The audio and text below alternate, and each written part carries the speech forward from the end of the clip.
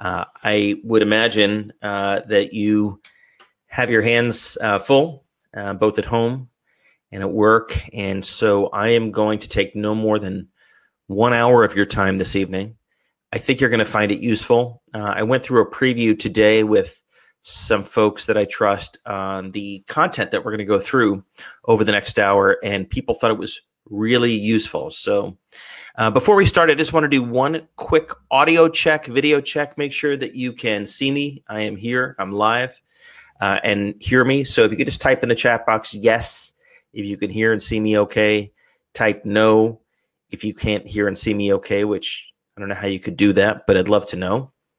And then we're going to get started. The turnout is huge, and people are typing yes, so I think we're good to go. Well, thank you.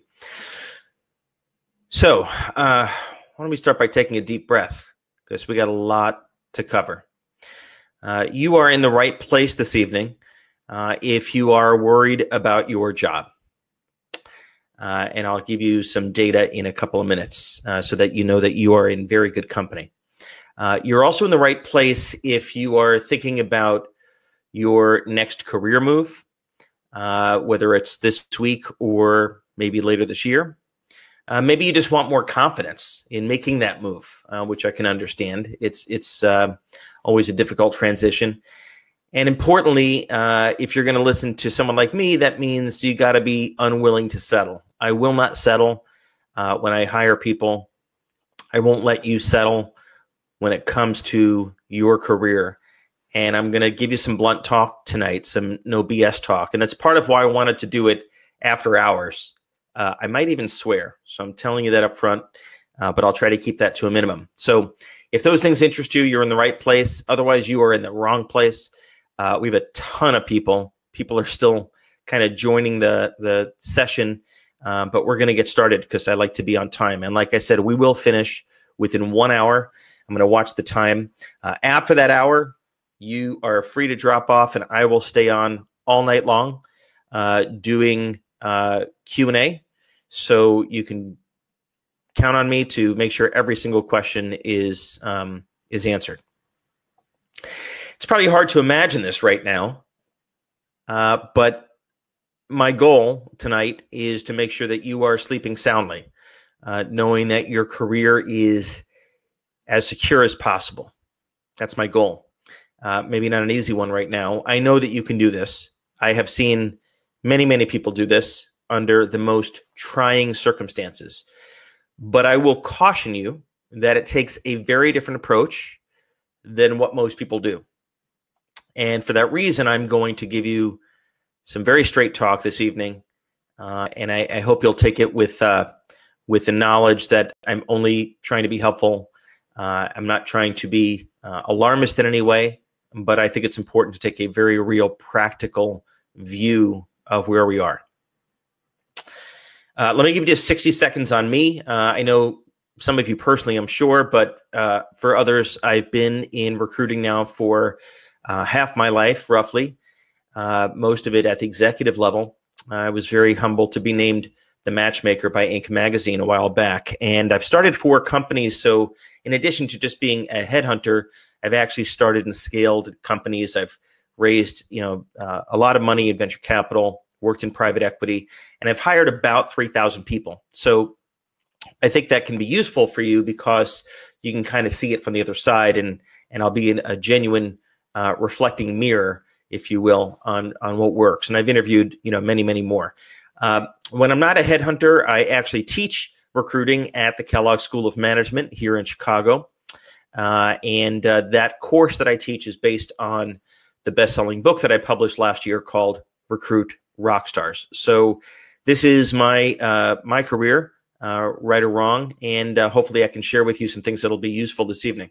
Over the next hour, what I'd like to do is talk about how to safeguard and protect your current role, help you with some ideas to find your next role if that's something that you're interested in doing. I've got some very clear ideas on where the opportunities are, and I'll share those with you. And I'm also going to share with you, frankly, some of the biggest mistakes that people make. I've, when you get to my age, you start to realize that really the only advantage is you've seen this movie before. Obviously, I haven't seen this particular movie before. None of us have, but I've seen recessions and impending recessions before multiple times, and I've seen people make a lot of the same mistakes. And my goal tonight is to help you avoid those mistakes. So type in the chat box if we're off to a decent start, and if those things would be helpful for you. I'd really love to know. So just type yes or no. If that's kind of why you're here, protect your current role, find your next role, figure out the industries that need you right now, and avoid some of the mistakes. And I'm going to take a sip of water as we go. Okay, so a lot of yeses. Yes, yes. I got one fuck yes. I guess that's good. But thanks, you guys, and let's keep rolling. Why am I doing this? Why am I doing this now on a Thursday night? And I think we all probably know the answer to that. Our world has changed. And while I'm not going to be alarmist, I am going to be very direct because I've seen the mechanics. I've hired many. I've laid folks off. I've been on both sides of that myself. And our world has changed, and there's just no denying that. We're faced with this monumental health crisis, which I'm not going to belabor. Hopefully by now you've taken every precaution that's been advised. I'm certainly ready for the long haul, and hopefully you and your family are safe and safeguarded, and I'll encourage you to do as we are instructed by the authorities, regardless of your political affiliation right now. I think that's the absolute best thing that we can do. But I'm not going to focus on that tonight because in addition to this health crisis, we also now have this economic crisis, which is, of course, tied to the first. And that's really what we're going to be spending our time on. If you haven't had a chance to look, and maybe you shouldn't, our collective stock portfolios have lost about a quarter of their value in record time, about 3 weeks. And that's just a stock chart, but it is reflective, of course, of the collective wisdom of the markets, which is to say that most experts will say that we are heading into a recession. Some experts say we are heading into a depression, and others say we are heading into a global depression. And I don't know the answer any better than you do, but I will say that this is a time when you don't want to get caught flat-footed with regard to your career, and that's why I decided to now. The good news is we will get through this. We survived 9/11. We've put a man on the moon. We've won wars. This is a different kind of war, but it is a war. We survived 2008. I'm optimistic as I've been. Hopefully you are too. I know that can be very trying right now when you're at home in a one-bedroom with 2 kids, trying to do your work, and worried about that cough that you have. I totally get it.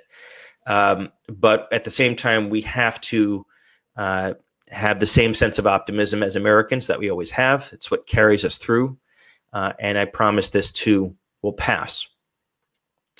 At the same time, I'm not going to BS you. I will tell you from an economic standpoint that this is where we're at. We are on the beach, and that tsunami is coming. I've seen this movie before, not this particular movie, but all the clues are there. If you haven't seen them, which is understandable because it's really just in the past 20 days that this has taken place. I've been working with client CEOs who 3 weeks ago were facing the most brutal war for talent that they've ever faced. I've been doing executive search now for 25 years, and it's been the hardest to get these roles filled with great talent. 20 days later, many of my clients are now looking at what to do. Most have hiring freezes. Some are planning to lay off. The tsunami is coming, and those who are caught flat-footed will have some real challenges. I know that's not going to be you. That's how you're spending this evening, and so let's get to it. And just as a point of data, Stephen Mnuchin the other day said that we could get to 20% unemployment. Just for perspective, we're at 3.5% at last check. So I don't know that it's going to 20%. Our president doesn't either.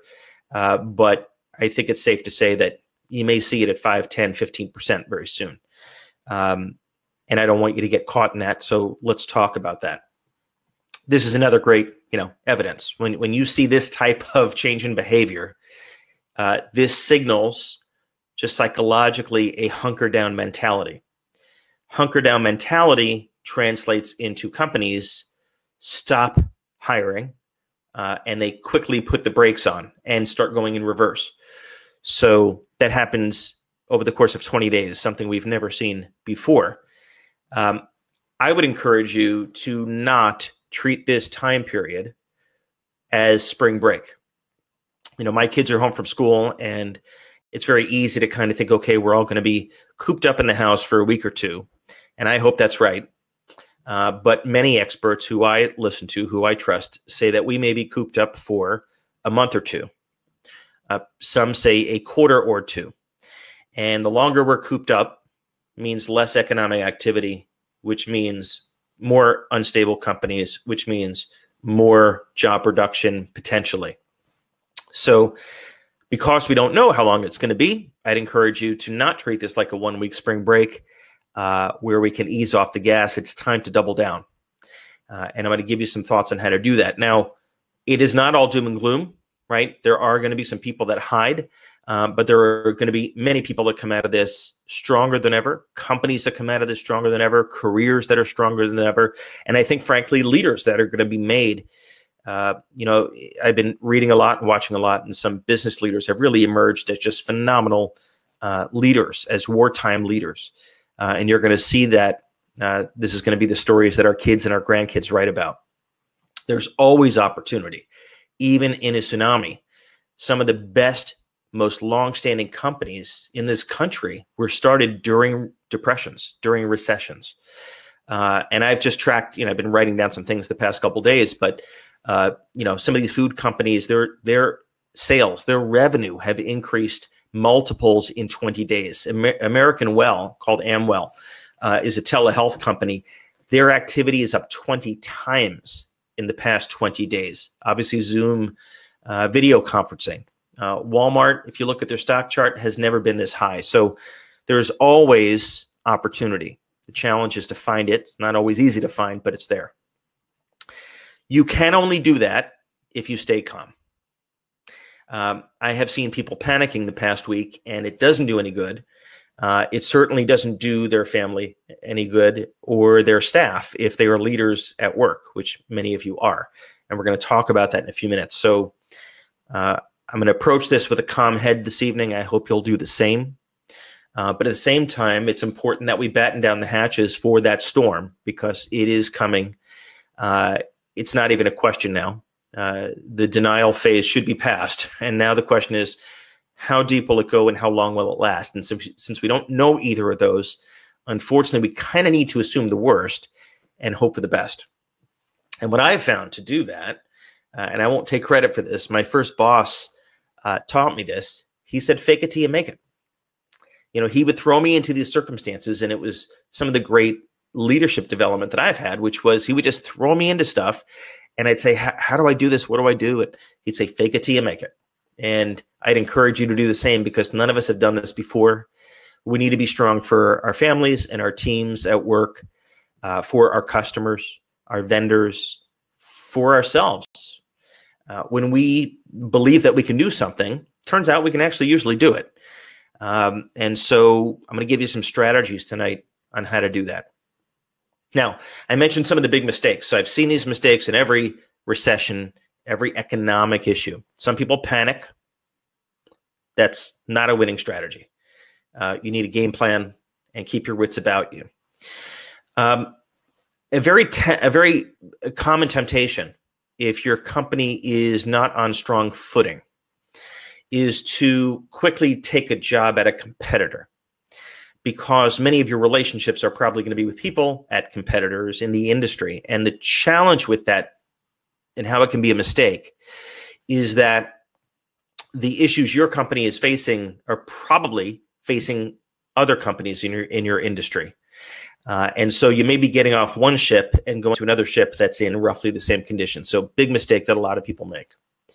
Another is to hop into a new role without doing due diligence. Again, this derives from panic, decision-making, and poor decision-making. Sometimes it's better to hang on and wait. Do your due diligence before you jump onto a new situation. The other extreme of that mistake is holding out for the perfect situation, which in an economy like we're about to face probably doesn't exist. Some things are going to have to give, and I'll give you some strategies in that too. Common mistake I see is spending time on stuff that absolutely is meaningless in a job search, such as spending hours and hours on a resume that no one's going to look at.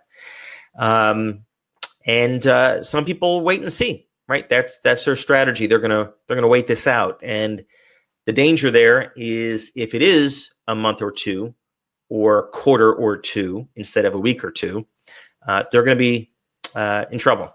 Remember, you do not need to outrun the bear. You just need to outrun the folks behind you.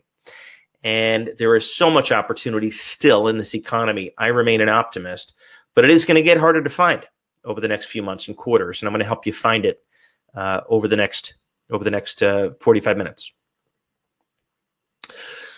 As a starting point, you must know these two things. You must know the cash burn rate for your business and the cash burn rate for your household. I'm shocked by how many business leaders don't know one or the other or both. This is oxygen. I'm not a numbers guy, right? Not how I kind of came up, but I know my numbers. And if you don't know how long your cash is going to last at work in your company, if it's a startup or even a larger company like Boeing these days, as big as it gets, burning $1 billion a week right now, and your household, you're going to have a problem.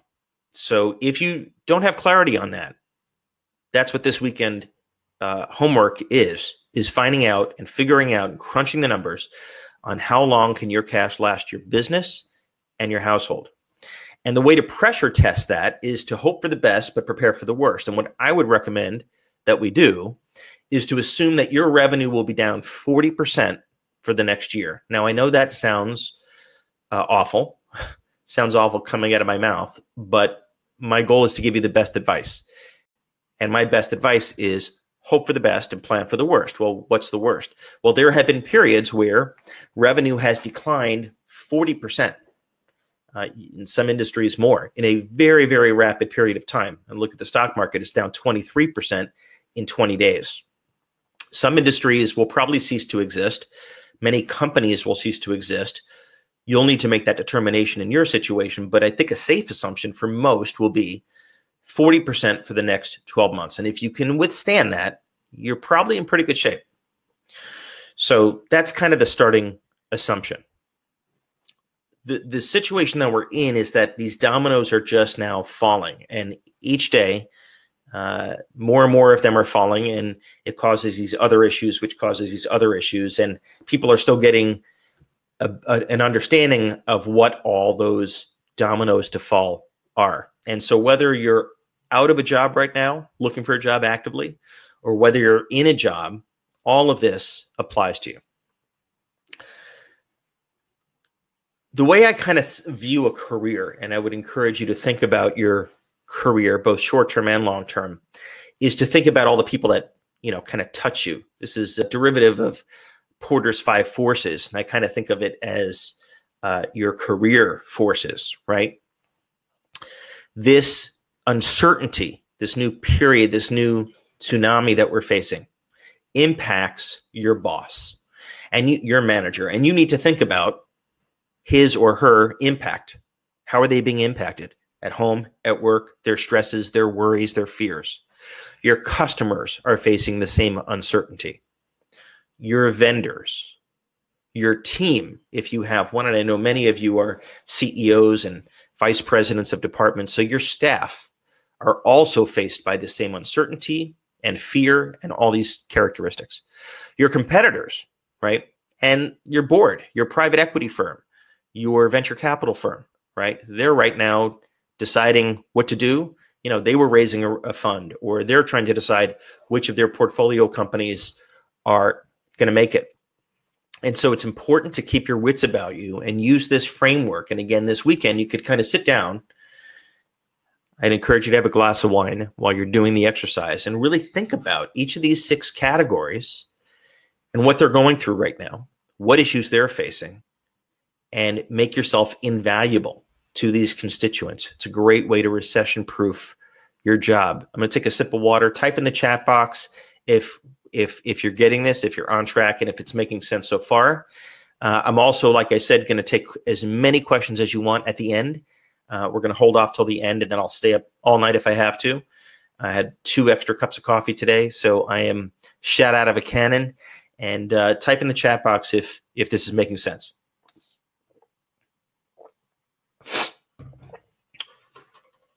Okay, great. We are good to go. So now let's go to the next level. I'm going to start with an exercise, which is how at risk are you? Now, I developed this quiz late last night, far too late. Grab a pencil or a pen. I'll give you a minute to do that.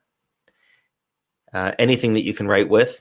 And we're just going to tally up some numbers. And the goal is to figure out how at risk is your current position. If you're not currently employed, you can take a break for a couple of minutes.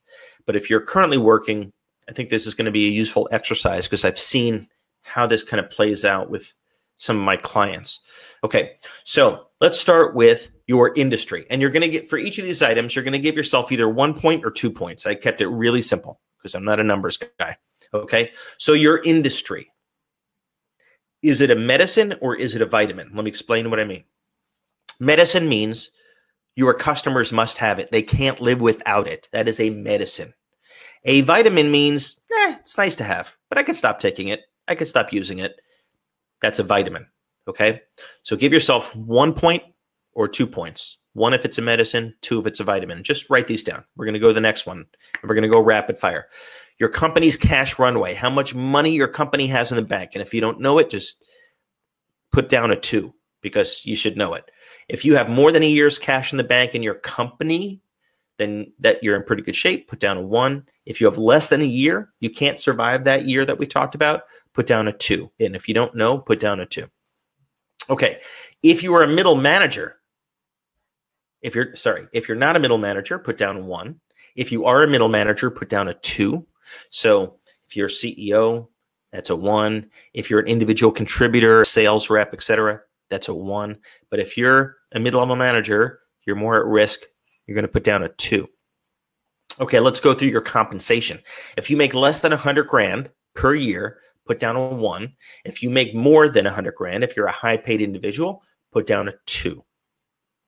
Hopefully you're just jotting these all down, okay? Are you a maker or shaker? Let me explain this. A maker is someone who makes the product at your company. If it's a software company, that's a software developer.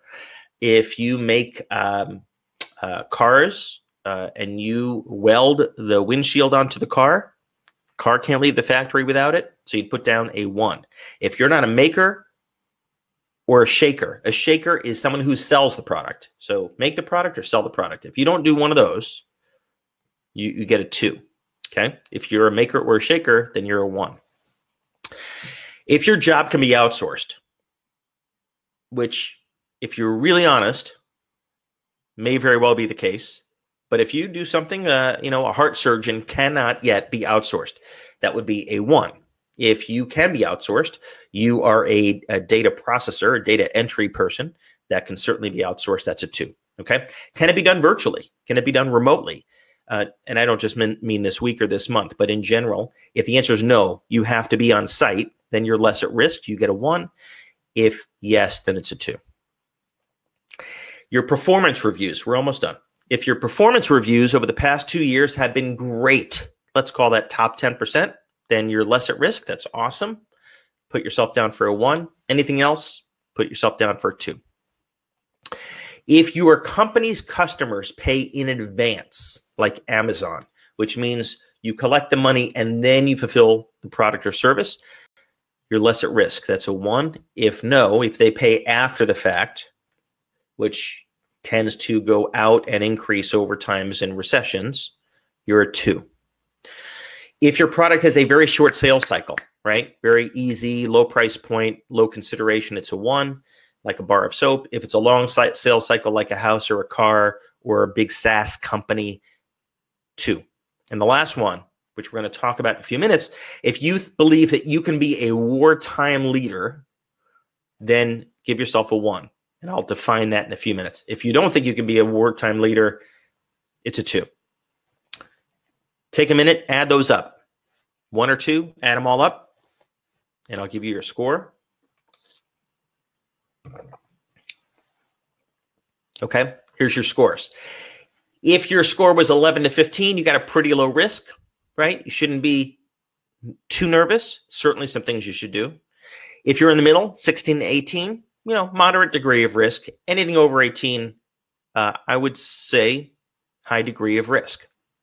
So the point of the exercise is to really think about, and you can go through the same exercise with your spouse, your partner, roommates, friends, kids, whatever. And I'd be interested if you want to type in the chat box what your number was. Let's take a look. So a couple of 13s,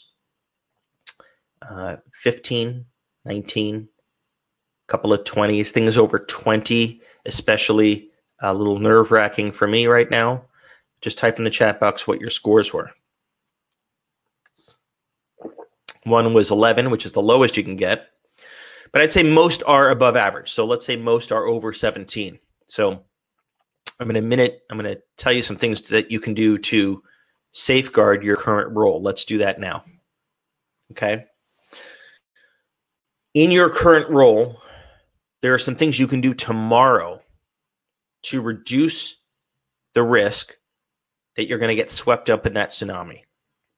Now, if your company or your industry gets swept up, different issue. Not much you can do about that unless you're the CEO. But for your role, there's a few things you can do. Number 1, over communicate. Super hard right now. We're all working from home, myself included. And it makes the bar that much higher, right? Over communicating up, over communicating down to your team, over communicating out to your investors and your board, to your customers, right? Over communicate, over communicate. Second, quantify. This is a time for quantified results, quantifiable achievements, metrics. If you're not wired that way, this is going to get more challenging, and I encourage you to partner up with someone who is. Regular self-promotion. Now, let me be very clear what I mean. I don't mean bragging or self-promoting in that way, but because you're working from home, we're all working from home for the next week, month, quarter, I think. It's important to make yourself visible to your manager, to your executive team, to your investors, to your customers. Oh, it goes back to over-communicating so that people know what you're doing, what's working, the traction you're making, the progress you're making against all these odds. Super important.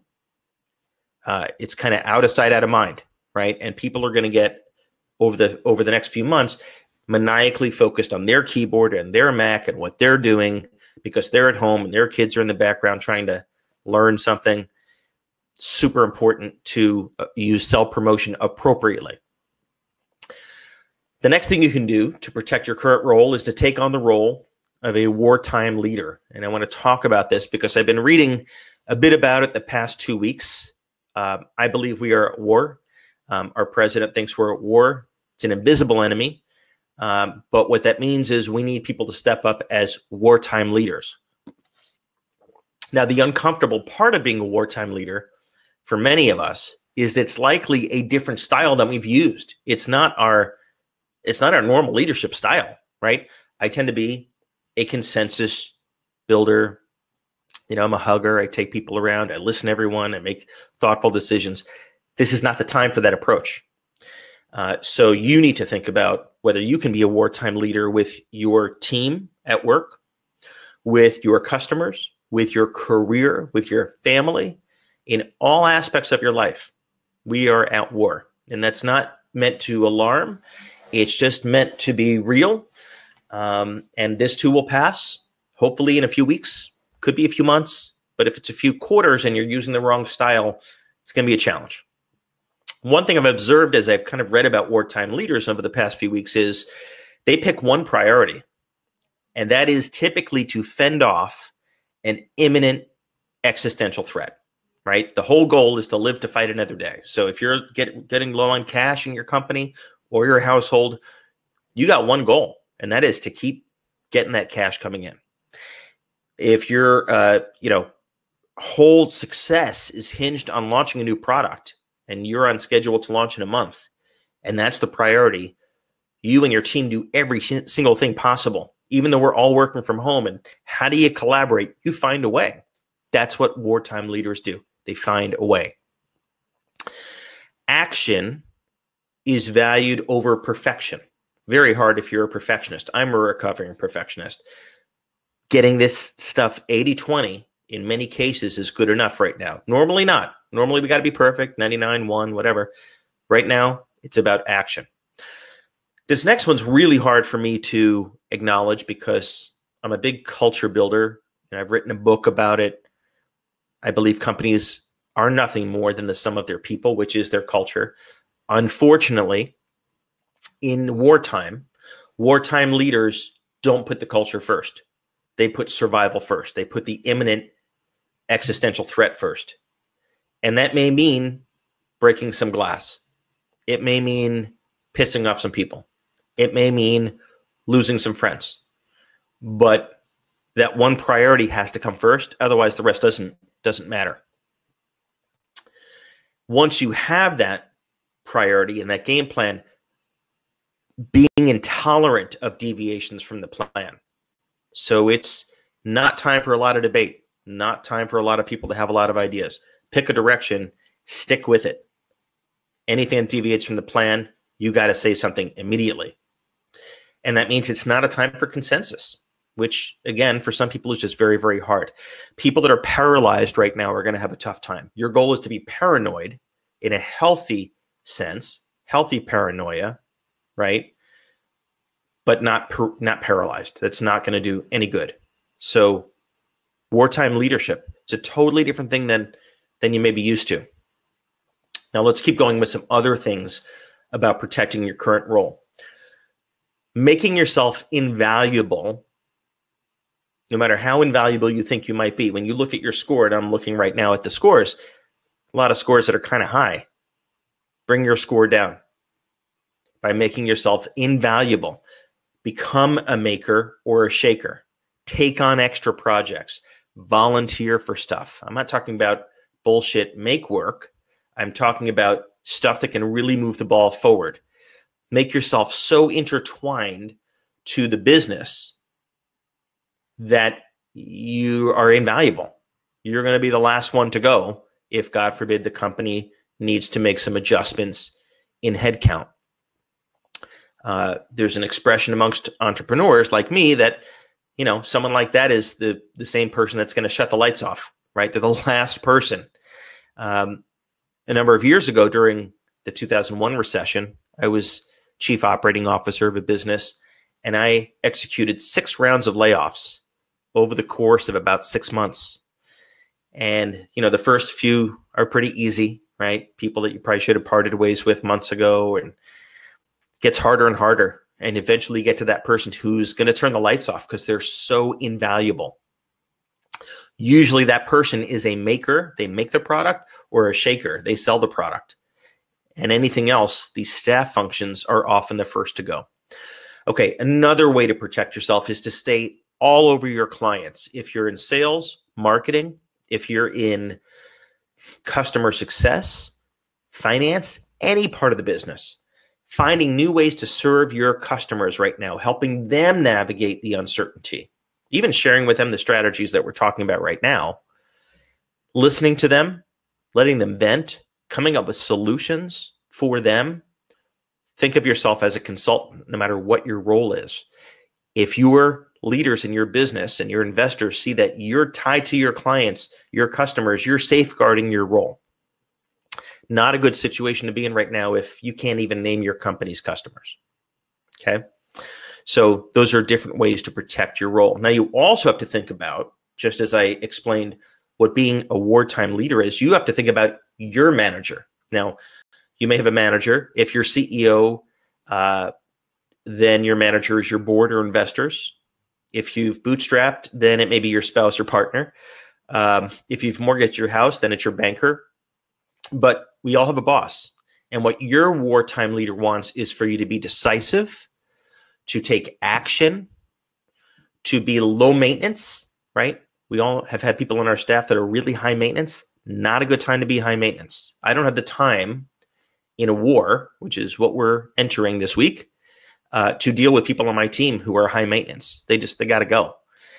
So don't be that person. Your leader, your wartime leader, your boss wants you to ask forgiveness, not permission. So you're going to have to break some glass. You're going to have to get shit done. You're going to have to find a way to be resourceful. And if that means you have to ask some forgiveness after the fact in wartime, and only in wartime, that's actually an admirable quality. Very different than what you might be used to.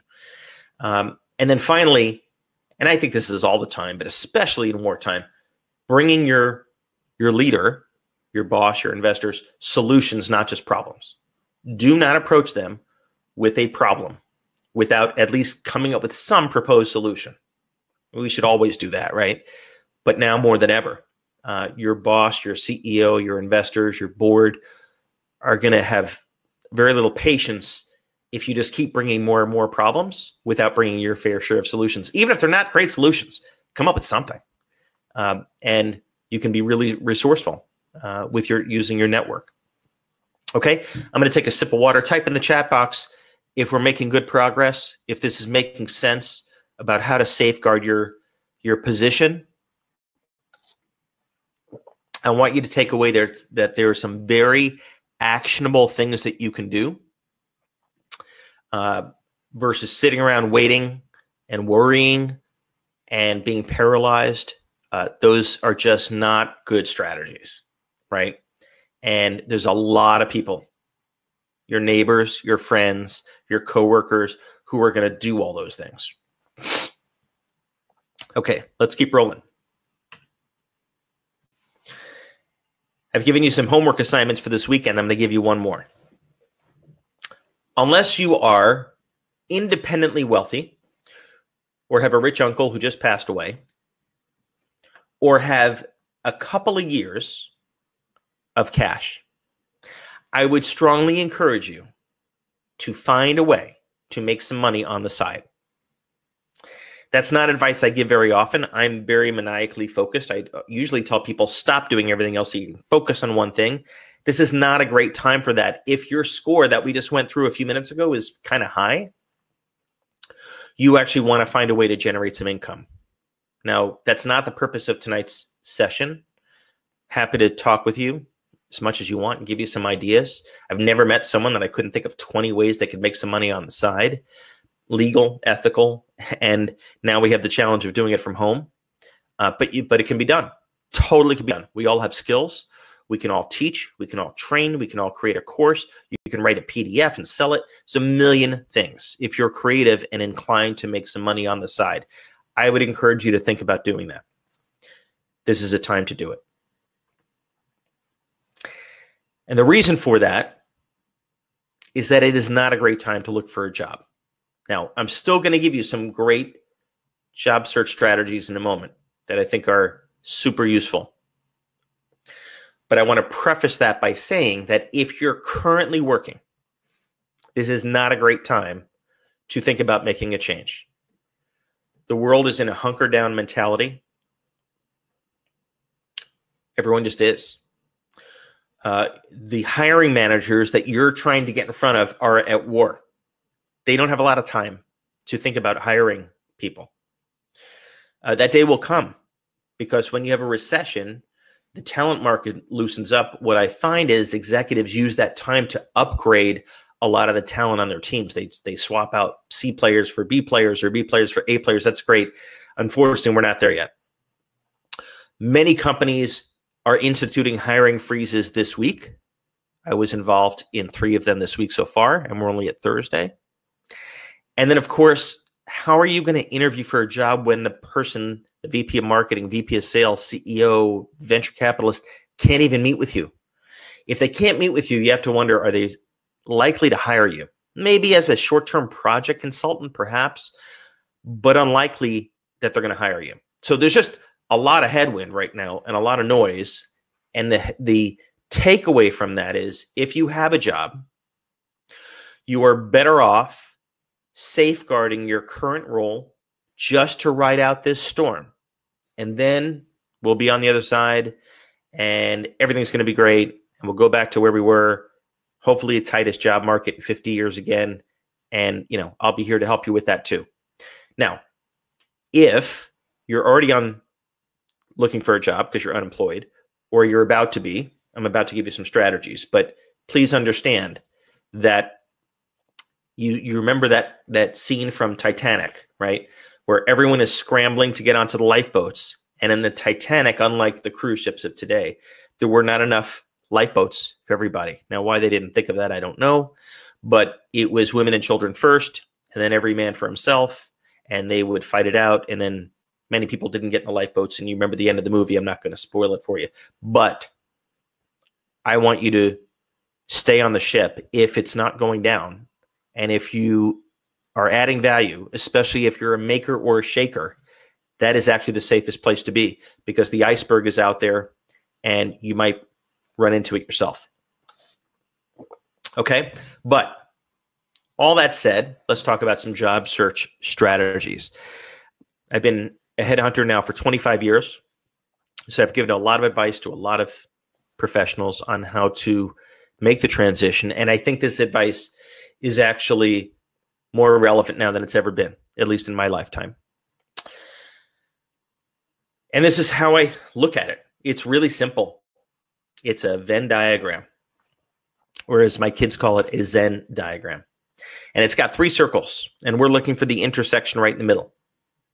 Circle number 1. What are you the top 5% at? If you read my book called Recruit Rockstars, you'll know that I define a rock star as someone who is in the top 5% of their discipline.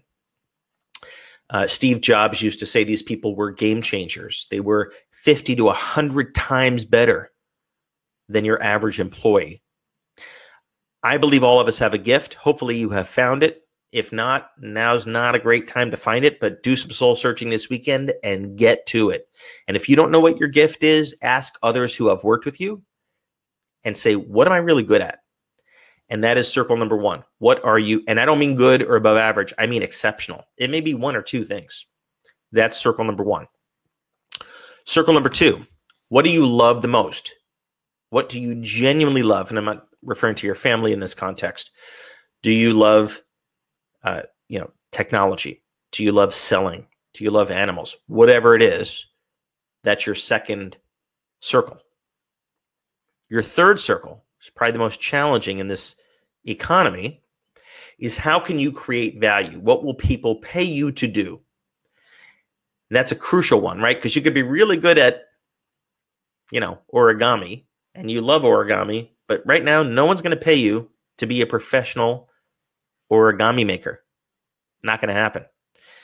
You might be a great writer of press releases, and you love writing press releases, but no one's doing press releases right now. So probably not a great place to be, right?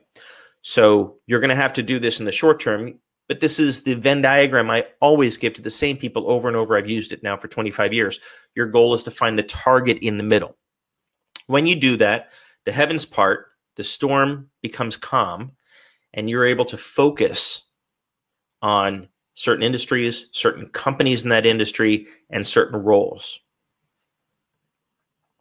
It's important during this time to remember Maslow's triangle. If you're not familiar with the concept, basically it says that we all start at the bottom to make sure those needs are taken care of before we are even interested in climbing the ladder to other needs.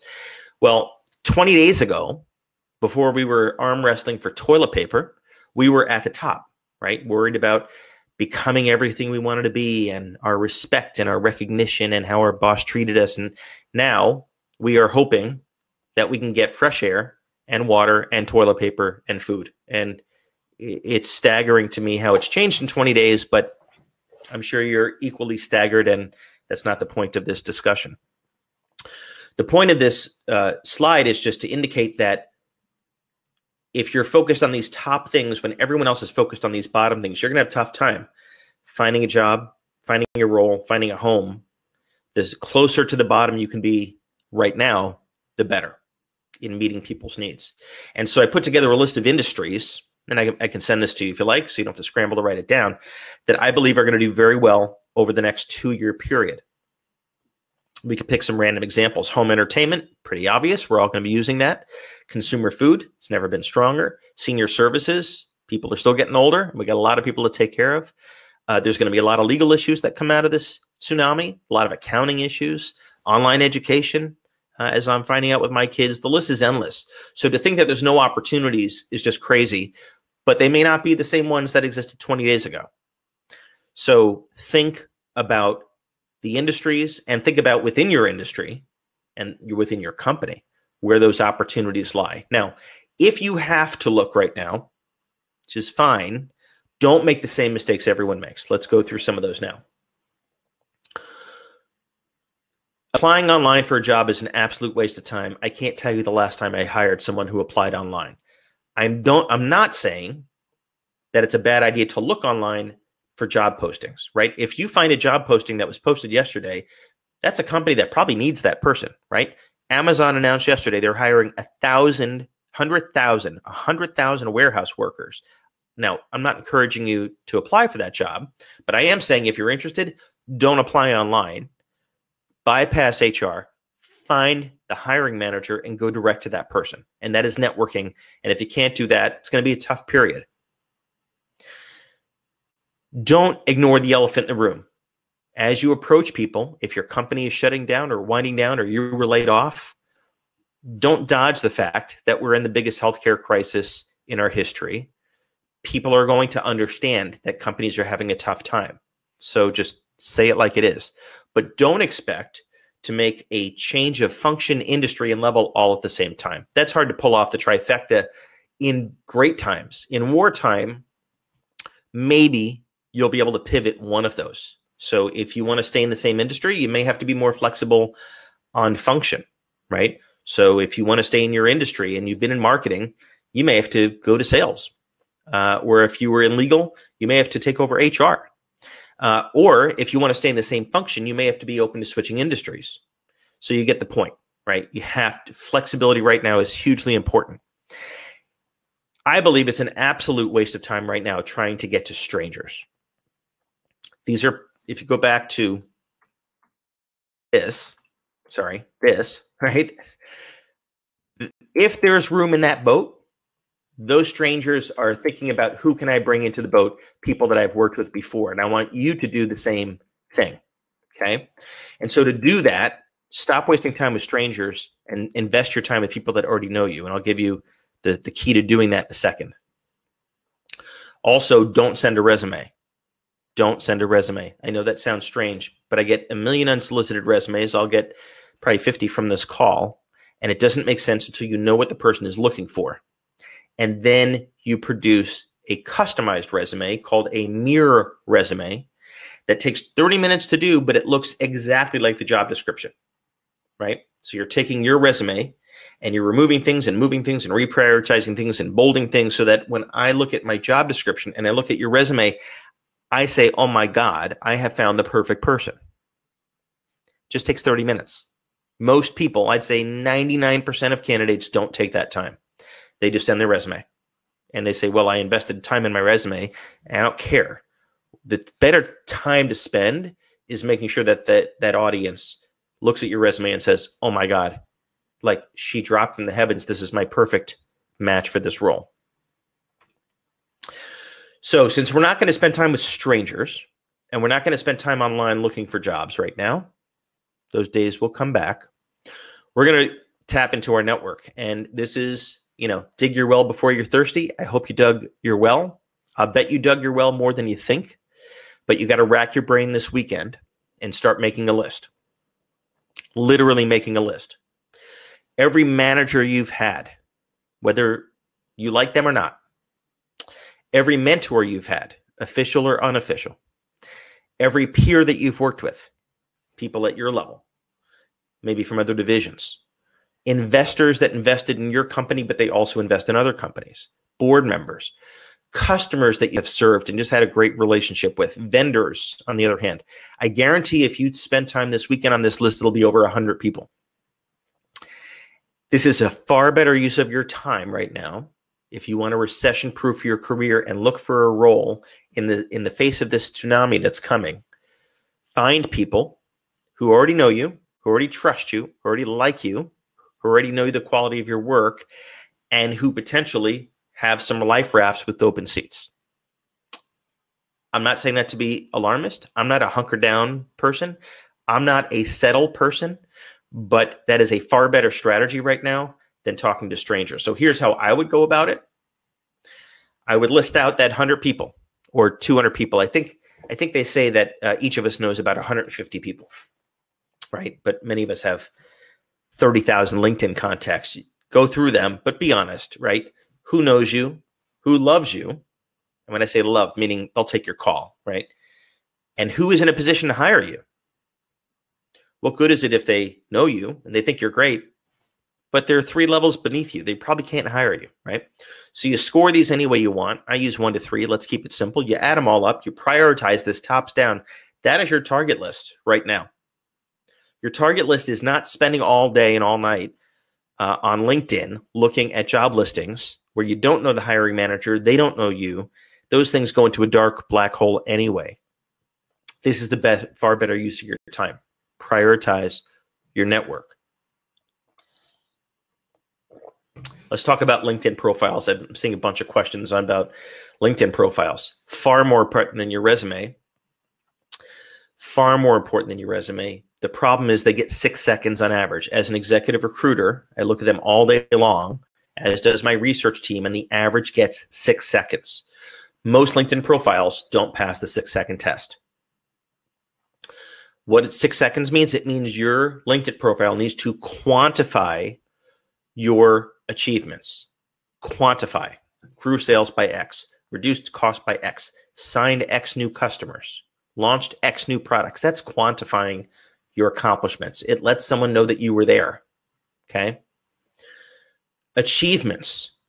Most people on their LinkedIn profile will have all their jobs and all their titles, and then they go on to put a job description. Well, the hiring manager knows very well what that job is. They know. We know. What we want to see is the achievements, right? 2 or 3 or 4 major achievements that you accomplished during that time. And I don't really care about the job from 22 years ago.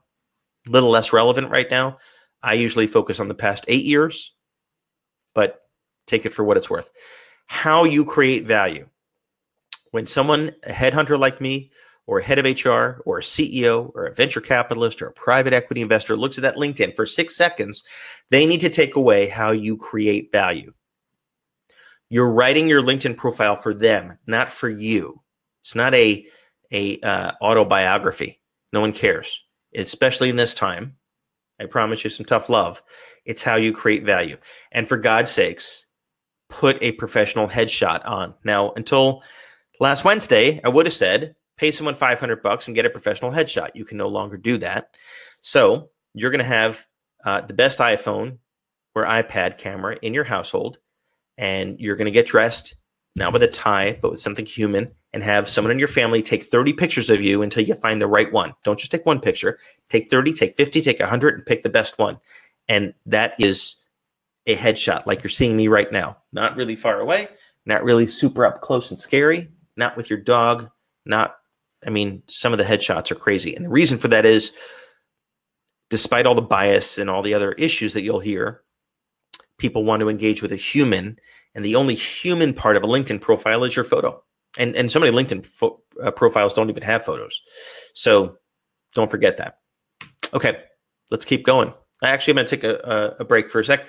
Type in the chat box if this is making sense. I see that we are behind time.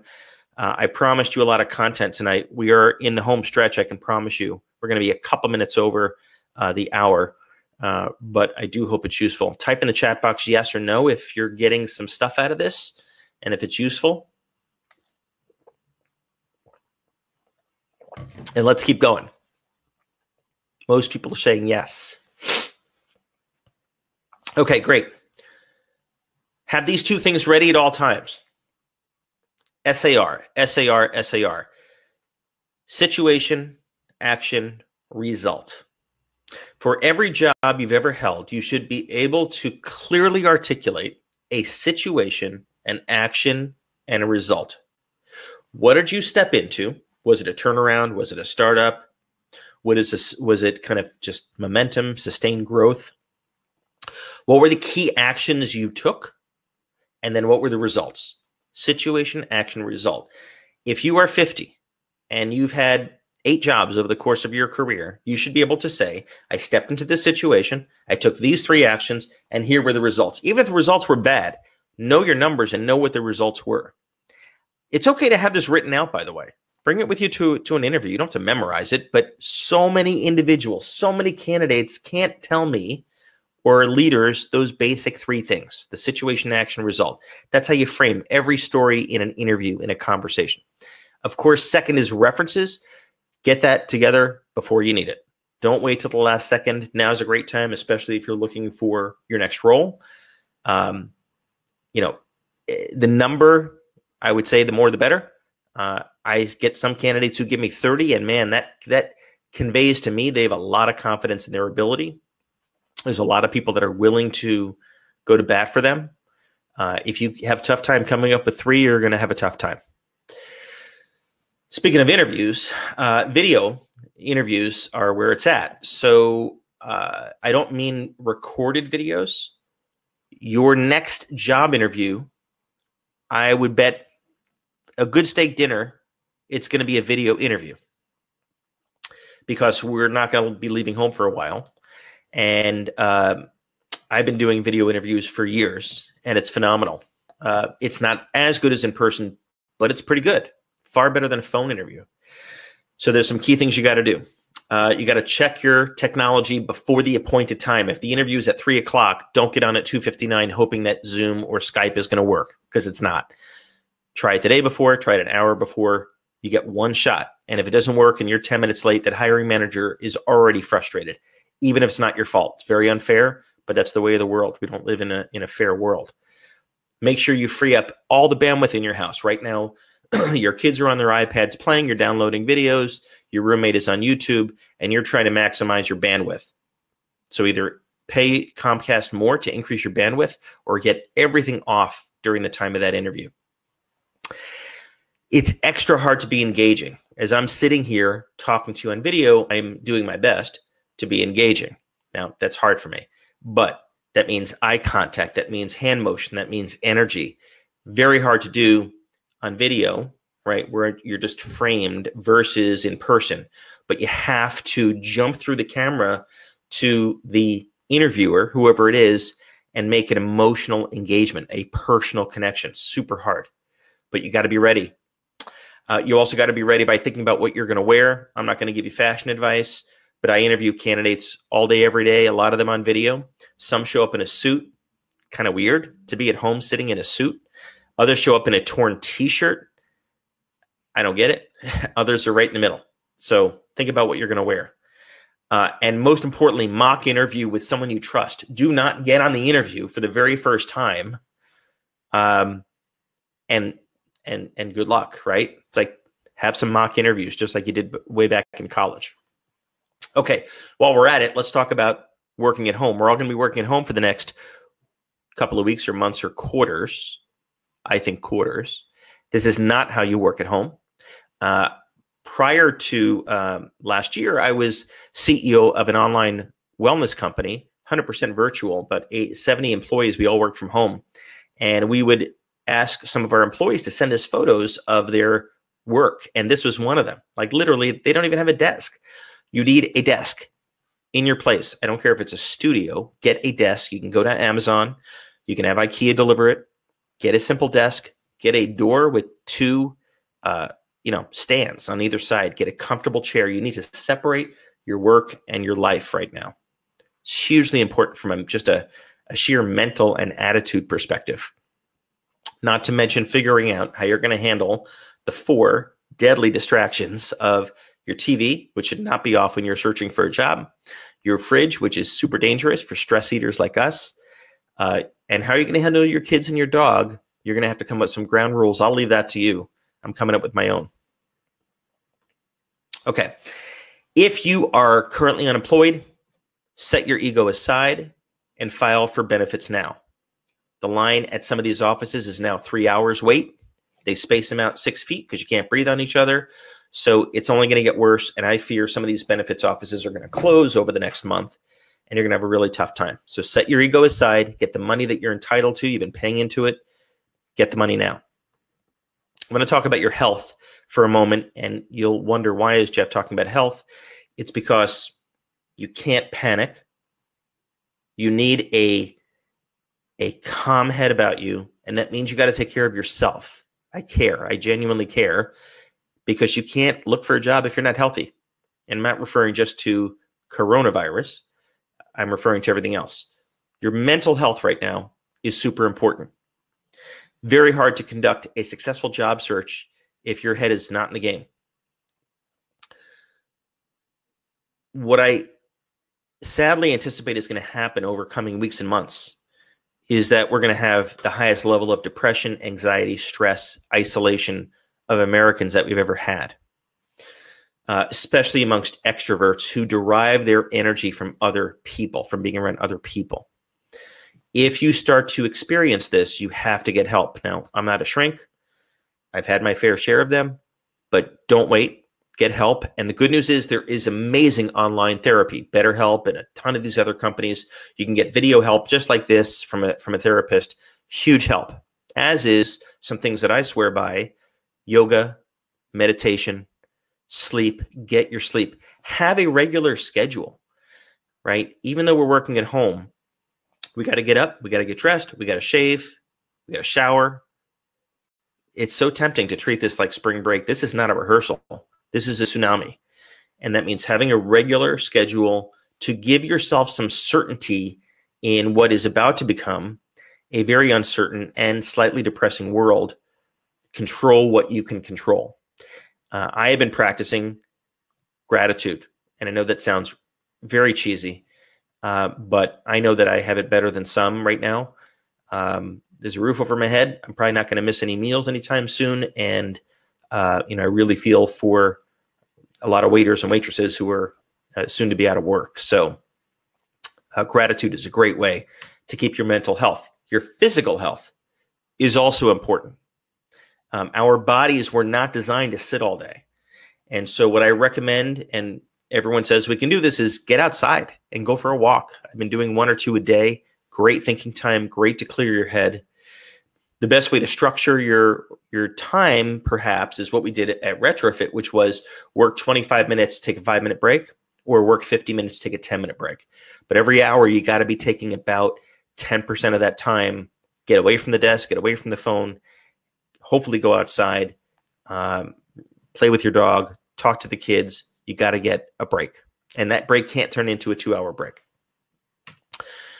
So we're near the end. I'm going to give you some more information, but we're getting close. And I understand everyone is nervous.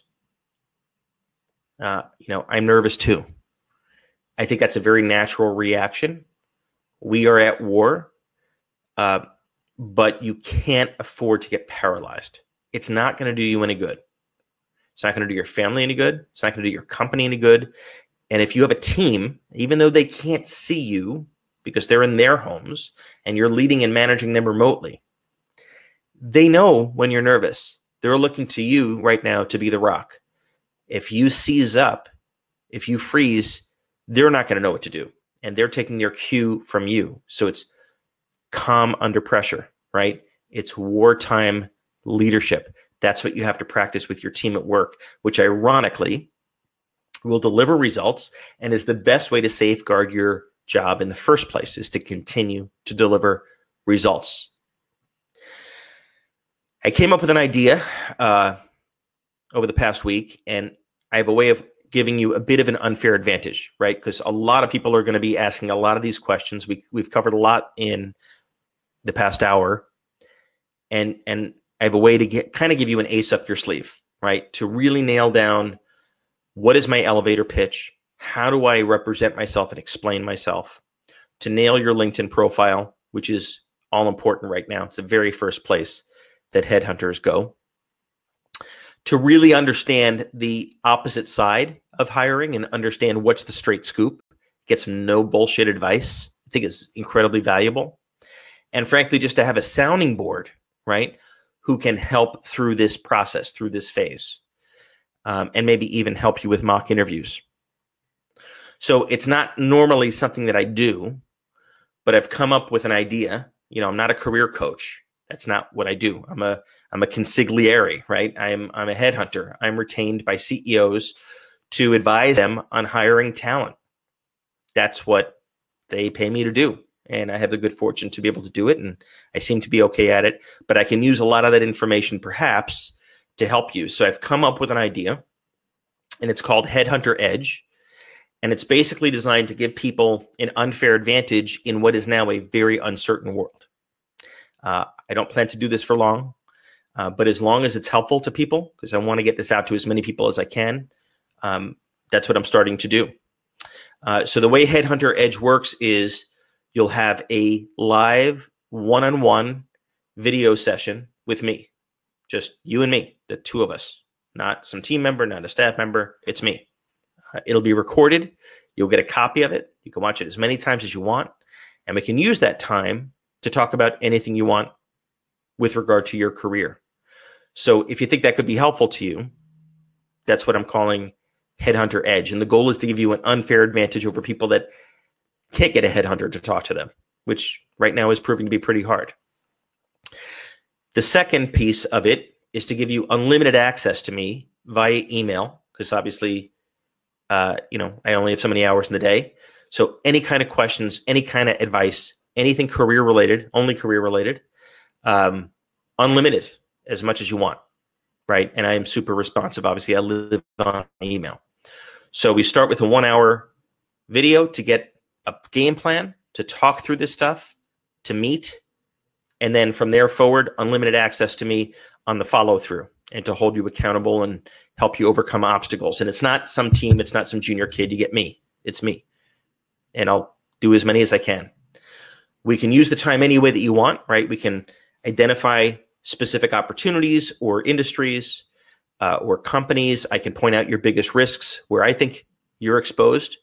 I'll be your sounding board. You can tell from this session that I'm no bullshit, which isn't for everybody. I can give you some pretty good clarity on how CEOs and recruiters are going to perceive you, and help you create a plan. And we can use that time any way that you want. What I won't do is wallow, right? I'm not a wallower, and frankly, I don't have time for it. So I hope you won't wallow, but I'm not going to let you. If you want to work with me, great, but I'm not going to do it. So it's called Headhunter Edge. Maybe it'll be useful to you. Maybe it won't. I don't know. How much is it? It's $500 and then $50 per month. You can cancel anytime for any reason. I don't care. I won't even ask you why you're canceling. So we get the 1-hour session. It's $500. You get 60 minutes of my time. We'll cover anything you want. I'll probably ask you some questions in advance so we can get the most out of the time. And then it's $50 a month after that for unlimited access to me on email. You find your next job, you cancel right away. Don't care. Totally up to you. Okay.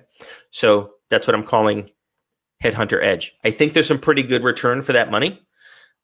Pretty hard for me to believe that I can't help you increase your compensation, because I can help you negotiate, of course.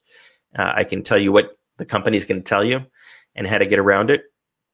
The advice that I can give you will probably shorten the time it'll take you to find that role. So if I can shorten it by a couple of days or weeks, that kind of covers the cost of Headhunter Edge. And I can certainly save you a lot of time spinning your wheels, because I will tell you in a 1-hour session, as we go through your strategy, what's likely to be an absolute waste of time and what's likely to work. So I can save you a lot of time from spinning your wheels. If you're not sure, you can Google me. I'm not going to belabor that, but I've got all this gray hair for a reason. I've hired and fired and laid off and built companies a lot, and you just kind of see the same movie over and over again. While I have not seen this particular movie, I've seen other movies like it, and I think that could be useful. So it's totally up to you. You can take the stuff we've talked about. You can go it alone. Not going to hurt my feelings. Or hopefully have me in your corner, kind of an unfair advantage. That's the Headhunter Edge. So if you're interested, you can sign up. I opened it up this afternoon. You go to headhunteredge.com and you can sign up. It's going to be first come, first served. I'm only going to do a few sessions per day. So you can go ahead and sign up, and I will email you and we'll figure out when we're going to meet. I'll work evenings, weekends, whatever I can. I'm got nowhere else to go. But, you know, I don't know what the demand's going to be. I was crushed or kind of surprised by how many people signed up for the webinar tonight. So I don't know how many people are going to sign up for this, but I'm throwing it out there. So with that, I want to open it up to questions. I promised I'd stay on as long as you want. I'll give you my best thinking. Type in the chat box your question, and we'll go to it, and hopefully we can make an impact together. And if you're interested in checking out Headhunter Edge, that's the website. You can go to headhunteredge.com. So with that, type your questions, and let's get to it.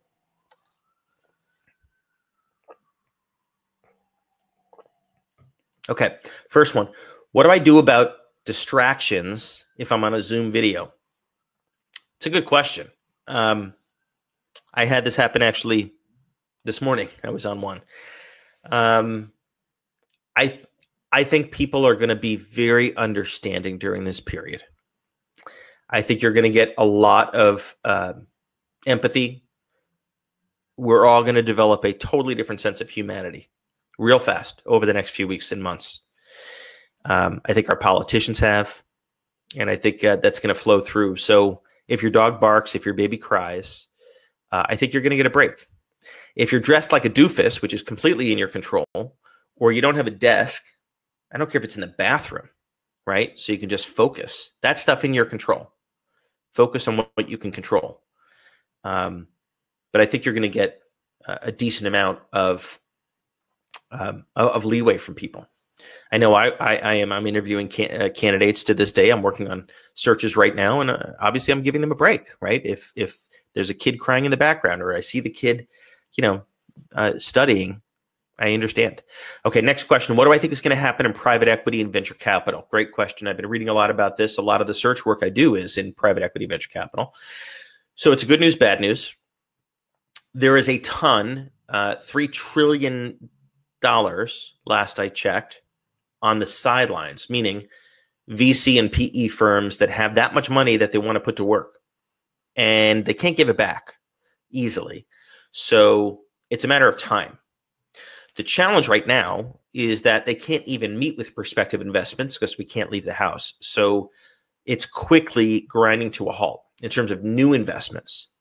But there are tens of thousands of companies already that are funded by PE and VC, and they're not about to go out of business. Those investors don't take their money back. So I think it's a pause on private equity and venture capital, but it's going to be back bigger than ever. I'm still very optimistic. Okay, let's go to the next one. There's a lot of questions. Would I work with people who are unemployed? Of course. So, any chance you'll pass along your slides? Sure, I'll send you the slides. What would you recommend for following up on jobs for which you are already a candidate this week and next? Certainly follow up, but don't follow up saying, "Hi, I'm just following up." That's kind of useless. So find any reason to give news when you do that follow-up. Hey, John, just want to touch base. I know we said we were going to talk this week. I just want to let you know I just signed a huge new client. Or I wanted to let you know about this, that we finally launched the new product. Or, I've rallied I put together this framework for leading my team from home, and I thought it would be useful. Or I found this video that someone did about how to manage remote teams, and I wanted to pass it on to you. Find some reason to touch base other than just, how you doing? You already know how they're doing. They're not doing well. So that's what I would recommend. Next question. Is it good to send a resume to a VC or PE firm? It is an absolute waste of time to even click the send button unless it is through a mutual connection that you have with that VC or PE firm. They rarely look at unsolicited candidates, and over the next few months, they're going to be besieged at a time when they're focused on managing their portfolio companies. So I don't think that's a very useful strategy. Your company, my company is offering a temporary pay cut. Take it or find something new. Take it. I didn't hesitate to say, take it. You're going to see this by next Friday in so many companies in so many industries. I've seen this movie before. Companies are going to hesitate to part ways with people because we don't know how long this issue is going to last. It may last a month. Companies don't want to shed all their workers. All those workers leave. Now they got to rehire them back, but the competition has grabbed them. The company has a real problem. So they're going to want to have their cake and eat it too, which means if we can just reduce our burn, we can keep everyone on board, or maybe almost everyone. If you're offered a pay cut, take it. The second reason is it is 10 times easier statistically to find your next role when you have a role. Number one, because of the optics, which I know is very unfair. But number two, because you can sleep at night, because you're not hungry, because you can afford toilet paper, because you can live. I can't believe those words are coming out of my mouth. It sounds so caveman, but the next couple of months, it's kind of caveman city. Don't look a gift horse in the mouth. If your company is offering you a pay cut, take it and find something new. What about people who are already in the market and over 50? Those are excuses. I don't know. I would need to know the situation, but there's a lot of people on the market. There's a lot of people over 50 that land jobs every day. Age has nothing to do with it. What advice do I have for someone who can create or develop wartime leaders? Man, that's a brilliant question. Best question of the night so far. I said earlier, develop this weekend a way to make some income. If for whatever reason you have the ability to teach others how to develop wartime leaders or how to be a wartime leader, I'm not trained on how to develop people that. I've just been doing a lot of reading the past 2 weeks and wanted to share it with you. But if you are the wartime leader coach, or you're able, because of your organizational expertise, to do that, or you're a personal trainer, or maybe you led a war, maybe you were in Iraq and led a squadron for 2 years. Oh my God. You can monetize that in a heartbeat right now with online teaching, with YouTube, etc. I've been working remotely for 8 years. Nobody cares about background distractions if you let them know beforehand.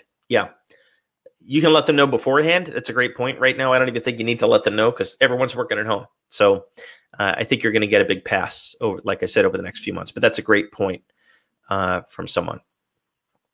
How important are 30, 60, 90-day plans for interviews? That's a great question. I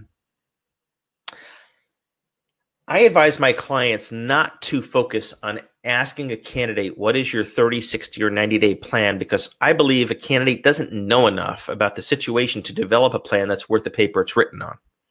Despite that advice that I give people, a lot of interviewers ask that question. So I suppose having some thought, having put some thought into it, is better than nothing. Even if it's just something to slide across the table, it kind of checks the box. I don't particularly value them, but I know a lot of people do. But it is a good reminder that for every interview you have, and I know this sounds crazy, I've read this and I believe it with my heart.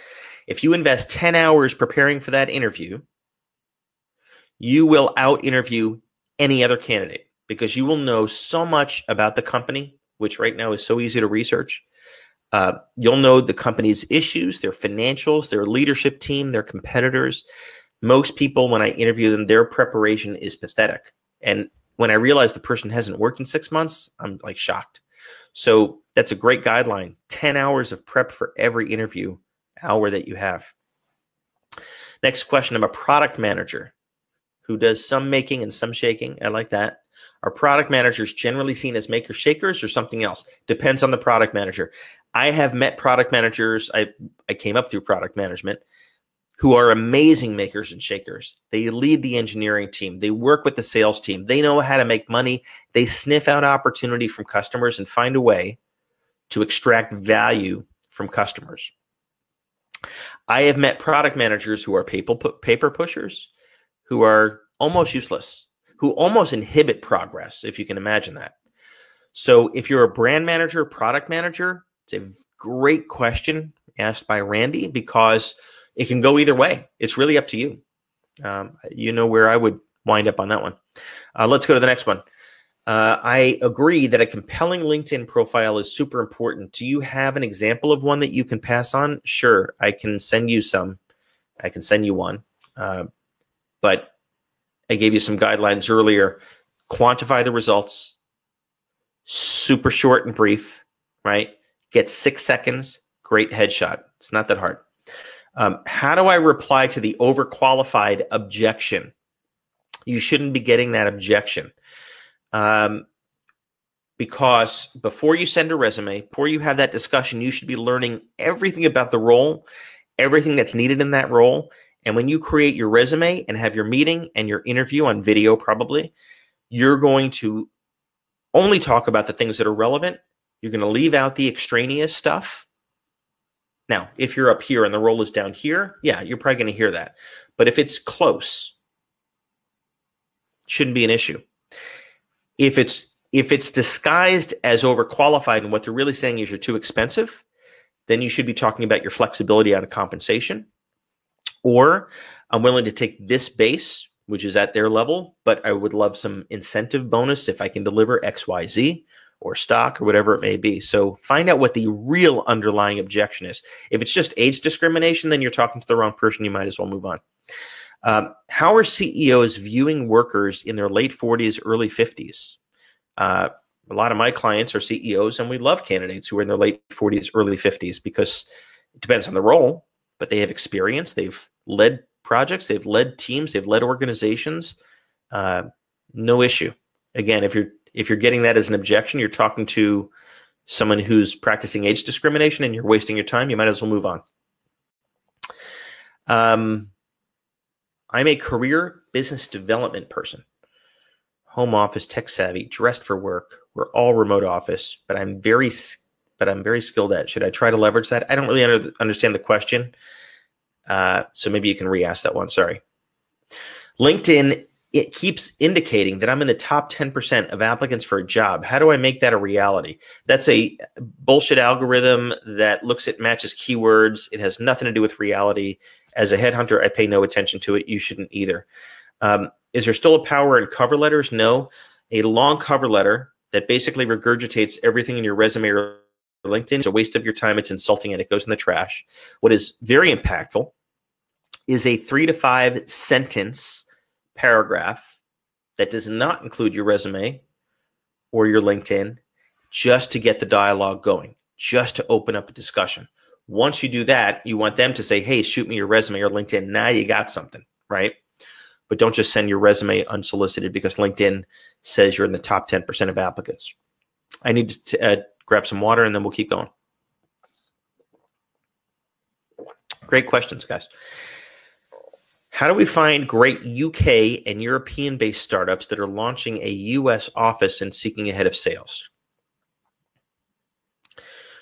I would say don't waste your time right now. I don't think over the next 3 months, any UK company or European-based company is going to be focused on launching the US office. If you want to ask me again in 3 to 6 months, 12 months, happy to have that discussion. I think right now, absolute waste of time. I'm in a job search, received an email this Monday to set up a telephone interview. No response since. How long should I wait to pester? Certainly not every day, maybe every other day, then stretch it out to every 3-4 days. You have to understand in this environment, stuff's dropping left and right. So the best answer to that, I hate to say it, is no different than sales, which is to fill your pipeline, stuff your pipeline with meetings, calls, meetings, so that something breaks through. At the same time, I had a good first round telephone interview, but no follow-up yet. Same answer, right? People are trying to buy toilet paper, trying to get their kids set up on e-learning, trying to get their wits about them in a job. It's going to take a little bit of time, right, for people to kind of reorient to this new normal. What key industries should we additionally focus on? So I shared a list earlier. I'm not going to go back to that, but if you want, you'll get a copy of the deck and a copy of the video, and I listed out about 30 or 40. Do I provide introductions to PE or VC firms for companies looking for capital? No, I don't. And if you're raising capital right now, you're probably wasting time. Most VC and PE clients of mine have said that they can't even meet with management teams, so they can't conceive of how they're going to write a check without meeting the management team. So you're probably going to need to find another strategy. Do you think we could have a bifurcated economy geographically? Say 2 months from now, there are a certain amount of deaths in certain areas. Will businesses move to the healthiest location? I'm not a doctor. That's a great question. I believe that work from home and working virtually is about to crack open in the biggest way. But I can't anticipate what's going to happen. God forbid that actually happens. I just don't know. It's not like a nuclear fallout where it's going to be inherently dangerous to live in one area. From what I've read and studied, and hopefully you have too, we will solve this challenge. We will come up with a vaccine or treatment, and fortunately that will take care of things, but that could be a year. Are there particular jobs that are easy to apply for to work remotely, such as business analyst? Yeah, sure. There are some jobs that are easier to do remotely. There are some websites. If you send me an email, I can send you 3 or 4 top websites, or you can Google them, that just focus on remote work. Not hard to find them. But I would just use those as leads. I would not post your profile like on Upwork. What happens is it's a race to the bottom. You get companies that just sort by price. And if you're new on those platforms, or you haven't done a lot of remote work, you don't have a lot of reviews, it's just going to be a race to the bottom on price. So you could use them for leads, and you can use them to find job listings, but I wouldn't be posting my profile. What is your perspective on firms hiring consultants or contractors right now? Is this attractive to people? Yes. I think we're going to see a massive increase in companies that need to manage their burn rate, but still have to get shit done. And so the way to get through that will be hiring a consultant or a contractor for a week or a month or a day or part-time. If you have a particular expertise in those 3 Venn diagram, that 3 Venn diagram, hang out your shingle now, right? Make your target list, that same list we talked about, people that know you, love you, will take your call, right? And tell them what you've done. Don't waste your time building a website for the next month. Don't waste your time on Upwork, where it's just going to be a race to the bottom on price. Spending hours on resume, please elaborate. I know candidates that literally will do 30 versions of their resume, wordsmithing, and resumes don't even get looked at anymore. Most people are going to look at your LinkedIn profile to make a decision on whether they want to spend time with you. And if they do, your resume doesn't matter.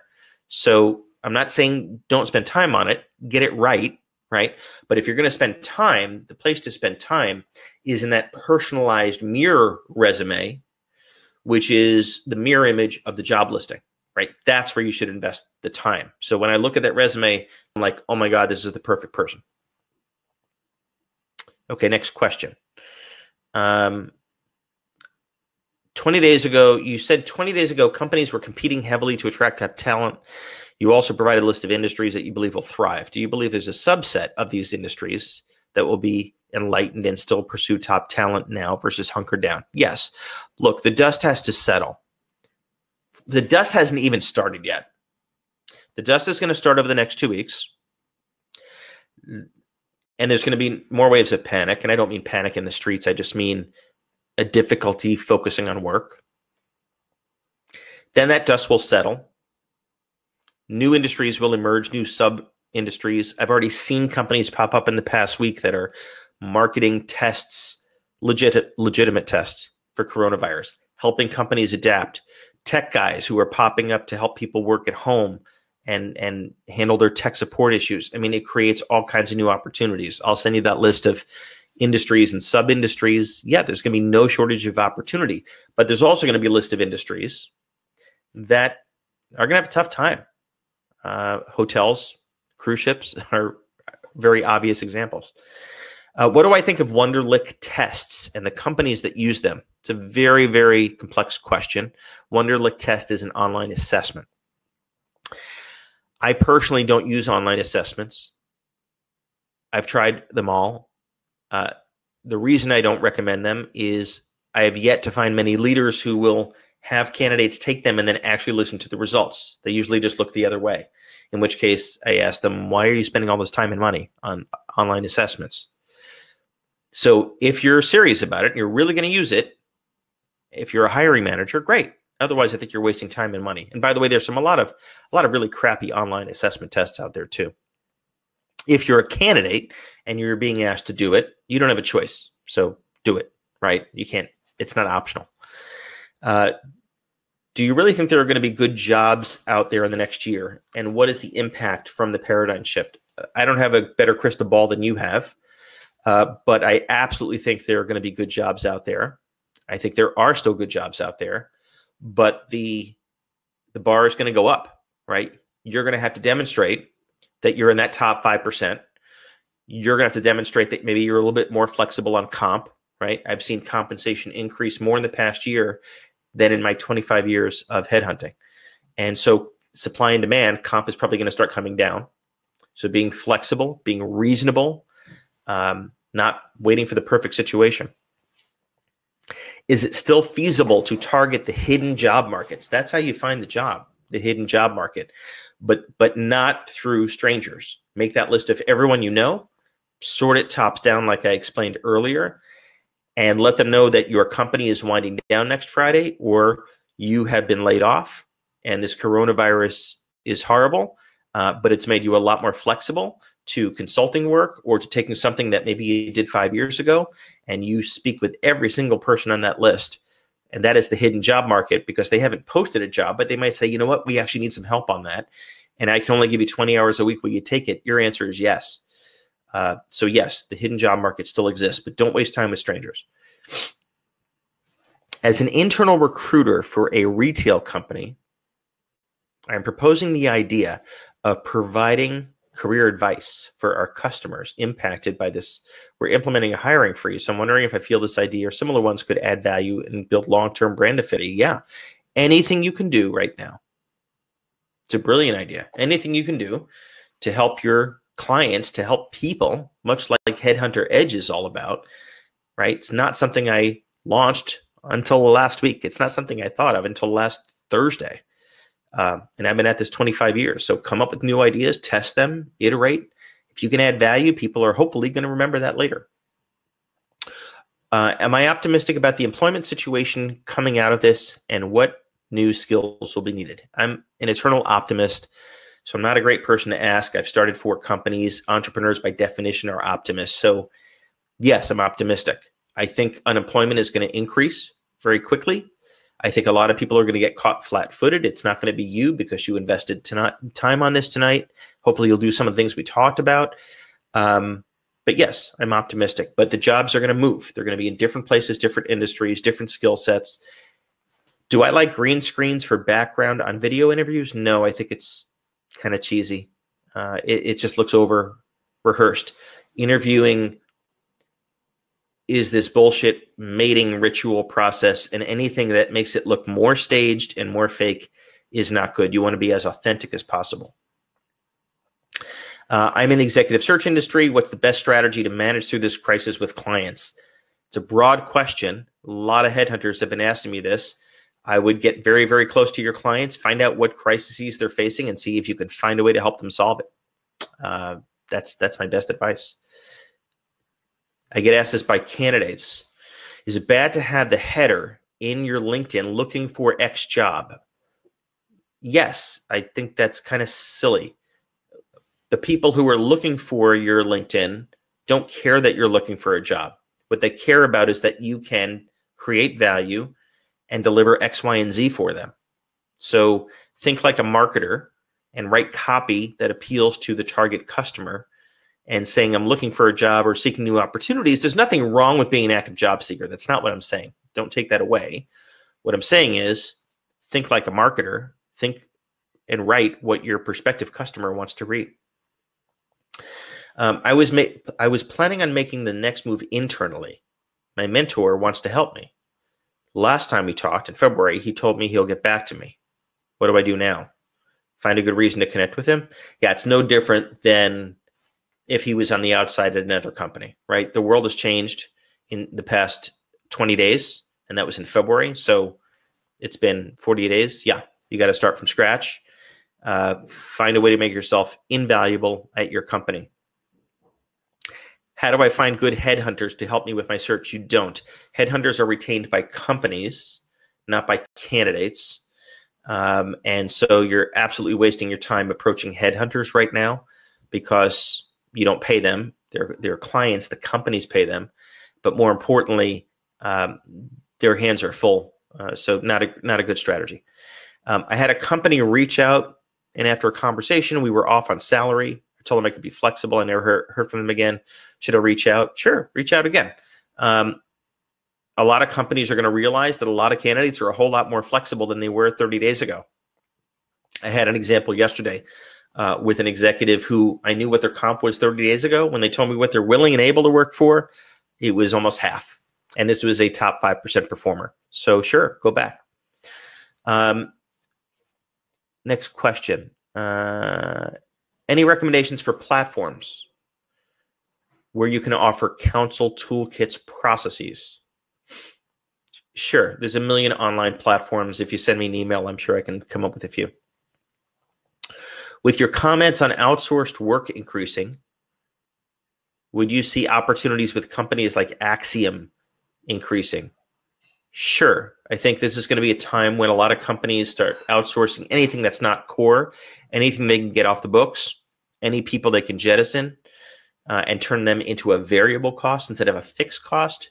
Yeah, I think that's a good strategy. Or start that company if you can't find one. I'm a product manager. Can you recommend good places to find contract work? Product manager is a tough one. It's rarely set up in a contract work kind of way. There's a million places online to find opportunities, but you need to find recent ones. Finding something that was posted 2 months ago is a waste of time. But if you're on LinkedIn, there's all different ways to search and sort, as you know, including there's a checkbox, right? Contract work or consulting work. And if you see something posted this week, sure.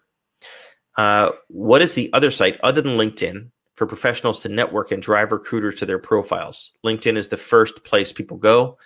If you're a software developer, GitHub, or some of those, but LinkedIn is the place to invest your time, in the US anyway. I didn't understand your comment on cover letters. What I said about cover letters is this is something that we all learned when we went to college. For some reason, we still do it. My experience is that very few people read cover letters. Most cover letters are just a prose description of what's in the resume. So most headhunters give the whole thing 6 seconds. They're going to focus on the resume. It's a lot easier to read than a cover letter. Instead of a cover letter, send a 3 to 5 sentence, super engaging, non-spammy message to try to get them open to a discussion, right?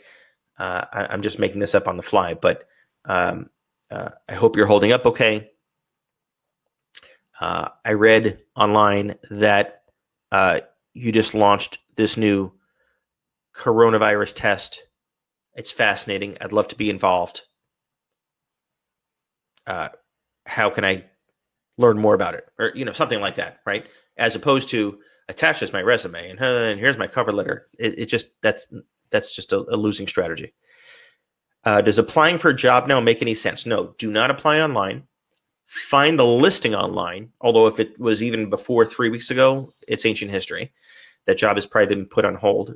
But if it's a new job that you see posted somewhere, that's great, but don't apply online. Use your LinkedIn network, track down anyone anyone that works at that company to get a personal introduction to the hiring manager, not to HR. Our on-demand office is important to show you can rent a conference room to hold a meeting with prospective startups and investors. Right now, people are worried about toilet paper. I don't think they care about an on-demand office. How long do you expect this massive disruption to impact hiring? My personal opinion, I don't know any more than you guys know, is it'll take 2 years to get back to where we were 20 days ago. But we will snap back relatively quickly.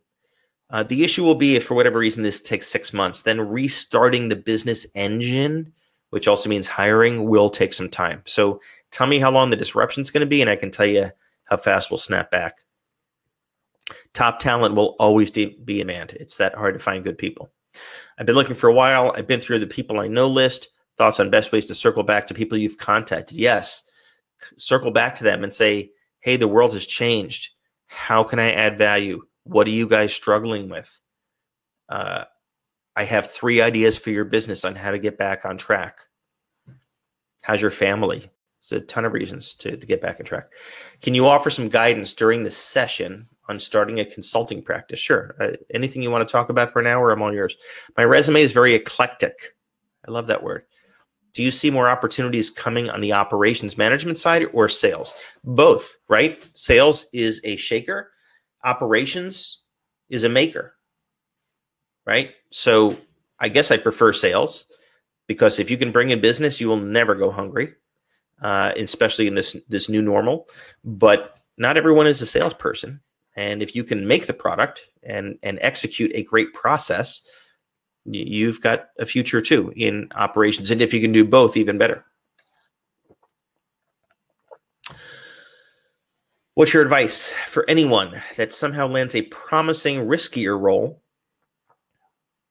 2 to 3 keys when weighing pros and cons. Well, bird in the hand is worth 2 in the bush. So if you find something that's so risky that the company is going to be out of business in the 3 months, I don't know.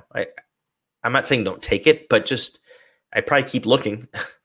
Or maybe structured as a consulting engagement while you keep looking. If you take something that has a reasonable degree of risk, right now everything has risk associated with it. So waiting for the perfect thing to show up in 6 months or 12 months, you're gonna run out of toilet paper. So I wouldn't do that. How do people in their 60s stay relevant? I guess the answer is stay relevant. I don't know how to answer that question very well. I'm 52. I think I stay relevant. Reading, teaching, learning, mentors. When you give up and stop breathing, then you're not relevant. Age is an excuse. Should we either bother applying for roles that are not 100% match if you have transferable skill set and ability? It's going to be a harder stretch, but if it's a really tight fit, right? If you're really convinced that you could demonstrate to me or anyone in a couple of minutes how these skills line up, then sure, it's worth applying. But you have to do that work. Don't expect them to do that work. You have to explain, I read your job description. It looks like you're looking for these 3 things. I've done all 3 things. I did this in this industry. I did this in that industry. I did, right? Here are the results. That's not a huge stretch. Are one-page recommendations out of date, or should I focus? Don't spend time on a one-page recommendation letter. They go right in the garbage because that is just a waste of time. Recommendations on LinkedIn, I don't look at them either. I assume that they're friends or paid or cajoled or whatever. When they ask you what's your salary, what do you say? You never answer the question with, you never answer the question. In any negotiation, the person that throws out the number first loses. So you never answer the question, what was your salary? If they ask the second time, you say, well, over the past 5 years, my comp has ranged pretty dramatically from $42,000 to $110,000.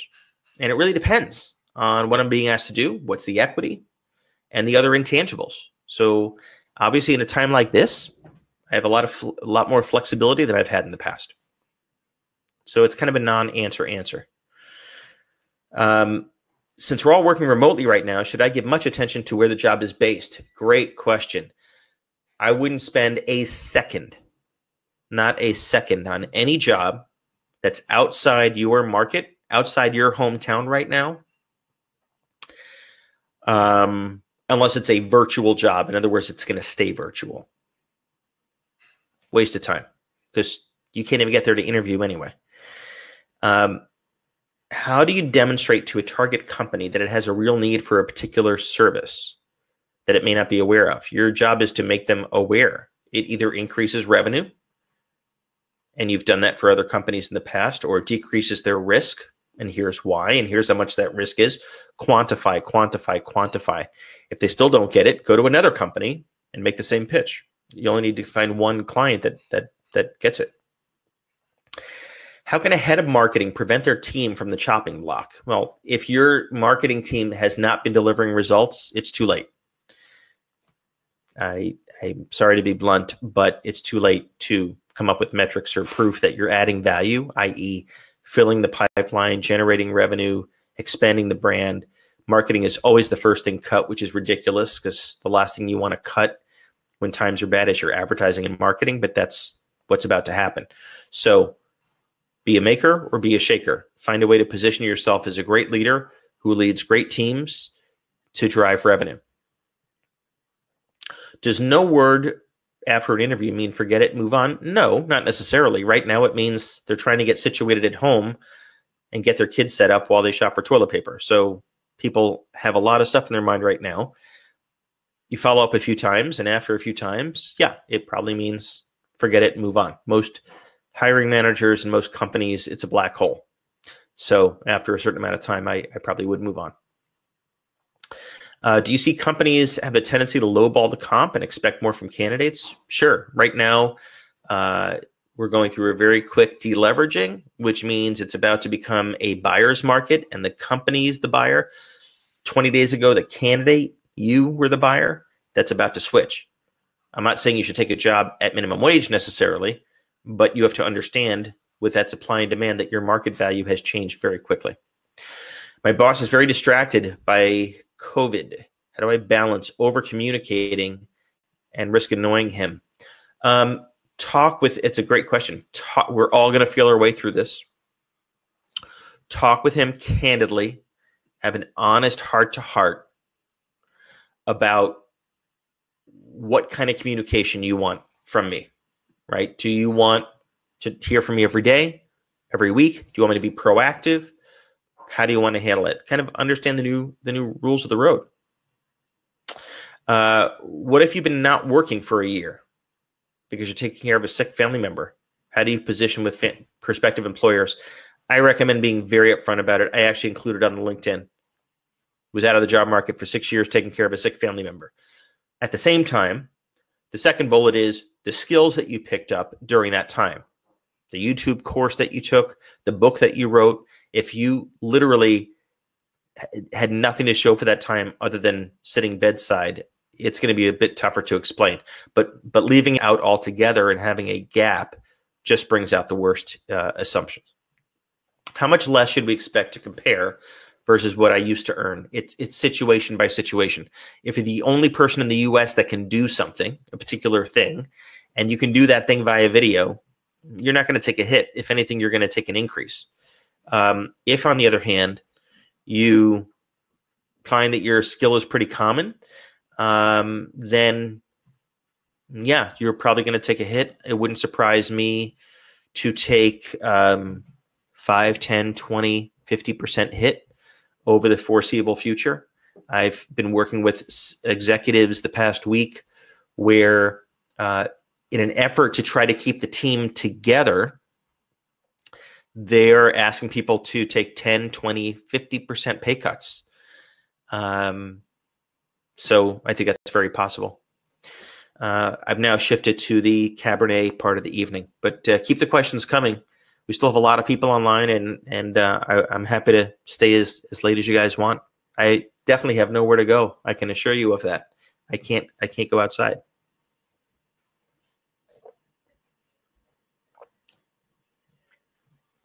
Okay, next one. Can you explain again what we do in the hour session with Headhunter Ed? Sure. It's really up to you. So it's an hour one-on-one, any way you want to spend it, as long as it's career focused and as long as we're not wallowing. I'll mock interview you and give you very, very tough feedback, and it'll be taped so you can learn from it. We can map out a career strategy. We can go through your LinkedIn. Totally up to you. But no wallowing. Do you think consumer brand companies will offer lower salaries? That's I can't predict that. There are some consumer brands that are kicking ass right now. I talked to the CEO of a company today that's 100% e-commerce bicycle company, and their sales are going through the roof because anyone that was going to buy a bike in a store is now buying it online, and he's one of the only ones that sells it online. So I think it's going to depend on the company. What else?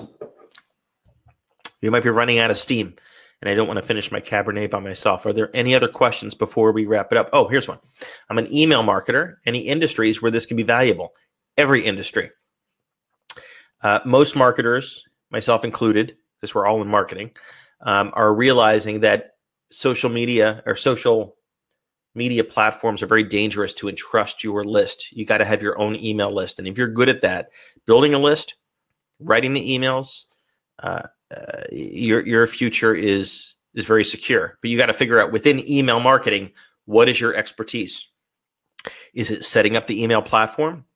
Is it writing the emails? Is it writing subject lines? I've seen experts on just subject lines for emails that pitch me all the time. I've tried a few. They're amazing. Some of them are amazing. Is it landing page design, right? Very hard. Email marketing has become so complex that it's actually very hard to be great at each piece. It's almost impossible. A lot more questions are now coming in. What if you've been talking to a company for 6 months about a role and they just went quiet? I don't think you should be surprised that they just went quiet. We just faced the biggest issue in our nation's history in many years. It's kind of back to basics. It's back to square one. Go back to the company. I'm still interested. I know the world has changed. Are you still hiring? What's the latest? They may be laying off for all, I know companies that were hiring 3 weeks ago that started layoffs this week. Do U.S. companies really value international experience? Depends on the U.S. company. If they sell internationally, meaning a good chunk of their sales come internationally, or they're planning to launch internationally, which of course right now is going to be on hold, then sure, international experience could be very useful. If you have particular international experience, you could, hang out your shingle and market that expertise to different companies, but that is not going to be their priority right now. I've been a profitable marketing consultant for 6 years, and now I'm thinking about taking a full-time position. I've heard that consultant makes me less desirable candidate. That's bogus. But for all the reasons we've talked about for the past 2 hours, it's going to be tough right now to make that switch. So I understand you may be interested in finding a full-time job, probably the wrong time to do it. If you have a few consulting clients, or you can pick up a few more, even at a lower rate, I'd probably weather the storm that way. I don't think it's going to be that long a storm. And then once the storm passed, you can pursue a full-time role, probably with one of your consulting clients. Has the recession started? And when is the tsunami expected to hit the market? Well, it's already hit the stock market. If you mean the job market, the latest numbers I saw yesterday, they're already starting to hit. I don't have a crystal ball, but the experts I see are saying that the recession has begun already. So all you got to do is outrun everyone else. You don't need to outrun the bear. What are the best industries to focus on right now? Yes, I had a slide earlier. Send me an email. I'll send you the deck, and it has about 30 industries that are going to do well. As a recruiter, does anyone write you handwritten thank you notes? Does it impress you? I've probably gotten 5 over my career. Does it impress me? Chocolate would probably impress me more. Please do another webinar soon. Okay. This has been helpful. Okay. What's your opinion of sites like ExecUnet, Ivy Exec, and the ladders? Are they worth the investment? Uh, I know all the CEOs of these companies, they're fine services. There's nothing wrong with them, but usually they don't get an exclusive on a job, right? If I'm a CEO or a head of marketing and I want to get a job out there so people hear about it, I'm not going to give it exclusively to those sources. And so you're probably going to see those same listings in other places. If money is no object, sure, can't hurt. If we go consulting route, any recommendation of where to get affordable health insurance? No, but there's online marketplaces for most states where you can still get affordable coverage. It's usually HMO, not PPO, but you can still find it.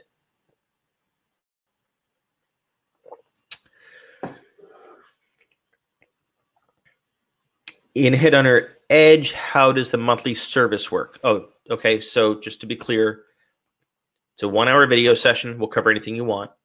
And then after that, it's $50 a month for as long as you want.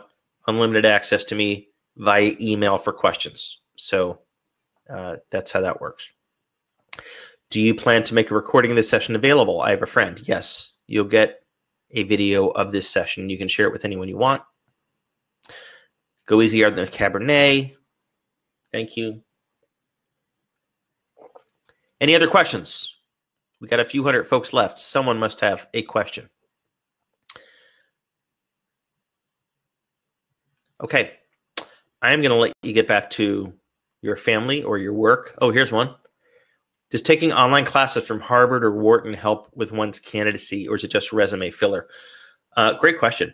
Don't take those classes to pad your degree or pad your profile and impress people with the Harvard or Wharton name. Impress them because you're developing your skills, and then put those skills to work. That's a great investment. Now, you have to ask yourself, is the $5,000 I'm about to spend at one of those top schools going to teach me more than a $20 video on YouTube? I'll leave that to you to decide. I'm on the faculty of Kellogg, my alma mater. We have amazing online education, but not everyone can afford it. So you have to really ask yourself, where can you learn it? Do you know anything about Advisory Cloud? I've heard about it, but I can't render an opinion. What is your turnaround time for emailed questions on Headhunter Edge? It's 24 hours or less. Can you talk more about side hustles? It's kind of a broad question.